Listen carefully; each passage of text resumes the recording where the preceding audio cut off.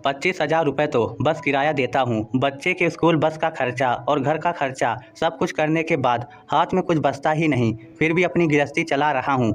कभी आपसे कुछ मांगता नहीं हूँ, पर आप हो कि अपनी परेशानी बताकर मुझे और परेशान कर देती हो। विनोद अपनी माँ सावित्री जी से कहता है। सावित्री जी बोली, बेटा मैंने तो तुमसे कई बार कहा कि तुम अपना ट्रांसफ़र अपने शहर में करवा लो। अपनों का साथ मिलेगा, कम से कम किराए का पैसा तो तुम्हारा बच जाएगा, कुछ तो बोझ कम होगा। तुम हमारी इकलौती औलाद हो, हर सुख तुमसे बांटती हूँ तो दुख बांटने किसके पास जाऊँगी। विनोद बोला, माँ हर औरत की यही आदत मुझे बिल्कुल अच्छी नहीं लगती। अपनी तकलीफ का ढिंढोरा हर किसी के पास पीटती रहती हैं। पापा को देखिए, वह तो कभी शिकायत नहीं करते। सारी दिक्कत आप मैं उठाना नहीं चाहता। कुछ महीने बाद विनोद के मकान मालिक ने कहा, विनोद बाबू महंगाई बहुत बढ़ रही है तो इस घर का किराया भी अब बढ़ जाएगा और बिजली का मीटर भी मैं अलग लगवा दूंगा। अब इतनी बड़ी सोसाइटी में 25,000 में घर कहाँ मिलता है। कम से कम 30,000 का महीना होगा और हर साल किराया 10% बढ़ जाएगा। अगर आपको जमता है तो ठीक है, वरना आप कहीं और देख लीजिए। विनोद को बहुत बड़ा झटका लगा। मकान मालिक के जाने के बाद विनोद और उसकी पत्नी ज्योति दोनों विचार कर रहे थे। ज्योति बोली, कई सालों से आपके माता पिता हमें अपने शहर में आने के लिए आग्रह कर रहे हैं, क्यों ना आप अपना ट्रांसफ़र वहां करवा ले, हमारे पैसे भी बच जाएंगे। विनोद बोला, तुम पैसों की बात करती हो, क्या तुम उन लोगों के साथ रह पाओगी? उनकी जिम्मेदारी भी तो लेनी पड़ेगी। ज्योति बोली, उसकी चिंता आप मत कीजिए, उसका जुगाड़ मैं कर लूंगी। आप ये सोचिए, मकान का किराया बचेगा, बिजली का बिल और राशन पानी इन सब का खर्चा हमें नहीं देना पड़ेगा। आपके पिताजी को अच्छा खासा पेंशन मिलता है तो क्या वह अपने बेटे से महीने का खर्च मांगेंगे? एक बार हिसाब लगाकर देखिए, हम फायदे में रहेंगे। बहुत सोच विचार करने के बाद विनोद को ये फायदे का सौदा लगा। कुछ रोज बाद उसने माँ को फ़ोन किया और बोला, माँ आप बार बार कहती हैं अपने शहर लौट आओ, कहीं हमारे आने से आपको दिक्कत ना हो जाए। माँ बोली, नहीं नहीं बेटा, जहाँ तुम्हें तरक्की दिखे तुम वहीं रहो, मैं तो बस तुम्हारी परेशानी देखकर बोलती हूँ। इधर ज्योति ने विनोद को इशारा किया। विनोद बोला, नहीं माँ, मेरी तरक्की का क्या है, आपसे बढ़कर तरक्की नहीं है। ज्योति भी बोल रही थी कि इस शहर में कुछ अपना नहीं लगता तो मैं सोच रही हूँ अपना ट्रांसफ़र दिल्ली करवा लेता हूँ। सावित्री जी बोली, तुम्हारा घर है, जब जी चाहे आ जाओ। ज्योति को लगा कि उसकी योजना सफल रही। 2 महीने के भीतर विनोद ने ट्रांसफ़र करवाया और अपने शहर दिल्ली लौट आया।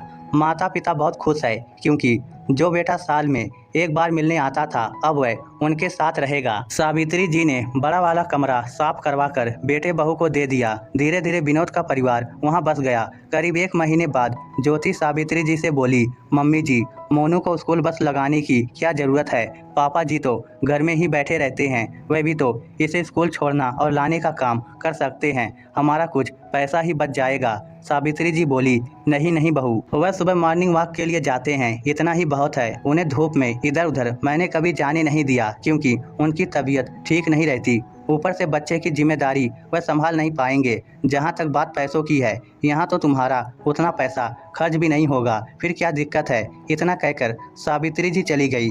धीरे धीरे समय गुजरता गया। ज्योति अपने पैसे बचाने की योजना आए दिन करती रहती थी। अगले महीने राशन वाला राशन लेकर आया और लंबा चौड़ा बिल ज्योति को दिया। वह बोली, मुझे क्यों दे रहे हो? ये बिल मम्मी जी को देना है, राशन तो वही मंगाती हैं। जब राशन वाले ने इतना बड़ा बिल सावित्री जी को दिया, सावित्री जी हैरान हो गई और बोली, भैया सुबह सुबह मजाक कर रहे हो? हम कोई नौकरी वाले तो है नहीं, पेंशन पर जीते हैं, इतना बड़ा बिल मुझे दे रहे हो? राशन वाले ने कहा, चाची ये बिल आपके घर का ही है। पहले 1,000 रुपये में सब सामान आ जाता था, पर अब बहुत सामान दुकान से मंगवाया जाता है।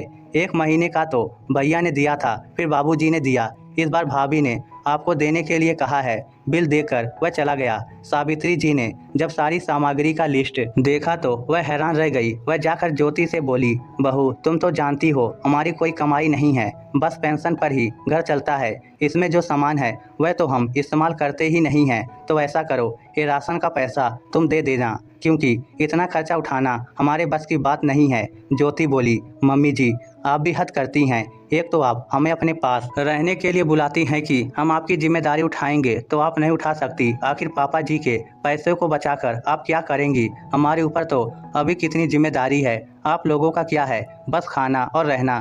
तभी सावित्री जी के पति रमेश बाबू, जो अक्सर बीमार रहते थे, कमरे से निकल कर आए और बोले, सावित्री, हमारे घर में पैसों के लिए कभी कोई बहस नहीं हुई, फिर आज क्यों? सावित्री जी बोली, आप क्यों कमरे से बाहर आ गए? जाइए, आप आराम कीजिए, मैं देख लूंगी। तभी घर में विनोद आया और बोला, क्या बात है, शोर क्यों हो रहा है? ज्योति ने अपनी बात को बढ़ा चढ़ाकर विनोद के सामने रखा। विनोद बोला, माँ, पापा के पैसों पर क्या हमारा कोई अधिकार नहीं? एक तो हम यहाँ रहकर आपको सहारा दे रहे हैं और राशन का पैसा आप दे या ज्योति दे, बात तो एक ही है। सावित्री जी बोली, सही कह रहे हो बेटा, पैसे मैं दूं या बहू एक ही बात है, क्योंकि हमारी जरूरत का इसमें कोई सामान नहीं है। और जहाँ तक पैसे बचाने की बात है, मुझे पैसे तुम्हारे पापा की बीमारियों के लिए बचाने हैं, ताकि मुझे हमारी दवाइयों के लिए तुम्हारे पास हाथ ना फैला। माँ, अभी मुश्किल से 6 महीने ही बीते हैं हमें यहाँ आए, पर आपने अपना रंग दिखाना शुरू कर दिया। क्या इसीलिए आप हमें यहाँ रहने के लिए बुला रही थी कि हम आपको सहारा दें और आप हमारी बेइज्जती करें? सावित्री जी बोली, गलतफहमी में मत रहो बेटा। बेटा किसी को बेटे बहू का सहारा नहीं, बल्कि माँ बाप को उनका साथ चाहिए होता है। जीने के लायक पैसे तो हमें सरकार से मिल जाते हैं, हाँ बस अपनों का साथ चाहिए। तुम हमारा सहारा बनने नहीं, बल्कि हमें अपनी बैसाखी बनाने आए हो, इतना तो मैं भी समझती हूँ।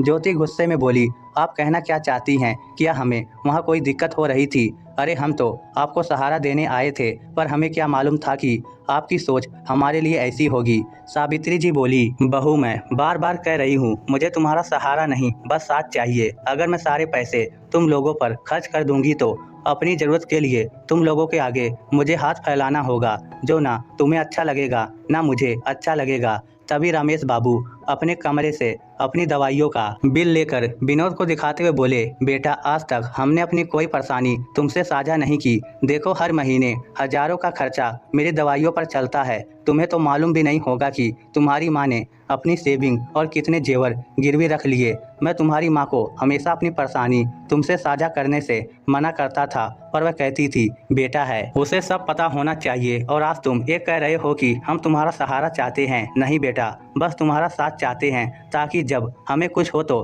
तुम हमारे साथ रहो। विनोद ने जब वह बिल देखा तो उसके पैरों के नीचे से जमीन खिसक गई। उसे खुद से नफरत होने लगी कि वह आज तक बड़े आराम से रह रहा था। वह इसलिए कि माता पिता कभी उससे एक पैसा नहीं लेते थे, और अब वह अपने माता पिता के साथ ही सौदा करने आ गया। जहां वह कुछ पैसे बचाने के लिए अपने माँ बाप का सहारा ले रहा था, वहीं उसके माता पिता अपनी परेशानियों से अकेले लड़ रहे थे और अपने बेटे की मदद कर रहे थे।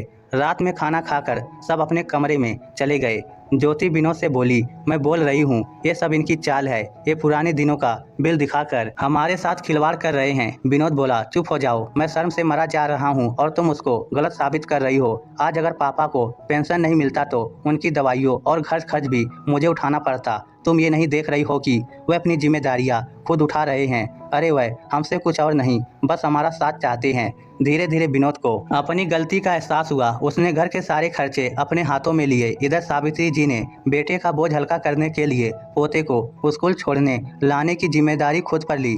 ज्योति को भी एहसास हो चुका था कि कल को अगर उसकी सास की जगह वह हुई तो उसे कैसा महसूस होगा। यही सोचकर उसने अपना व्यवहार बदला और घर के कामों में सहयोग दिया। दोस्तों, माता पिता पूरे जीवन अपने बच्चों और परिवार की जिम्मेदारी उठाते हैं और हर अच्छे बुरे वक्त में बच्चों का साथ देते हैं। एक उम्र हो जाने के बाद वे अपने बच्चों से सहारा नहीं, बस उनका साथ चाहते हैं। तो क्या उनकी मांग गलत है? इस स्टोरी को लेकर आपकी क्या राय है? नीचे कमेंट करके हमें जरूर बताइए।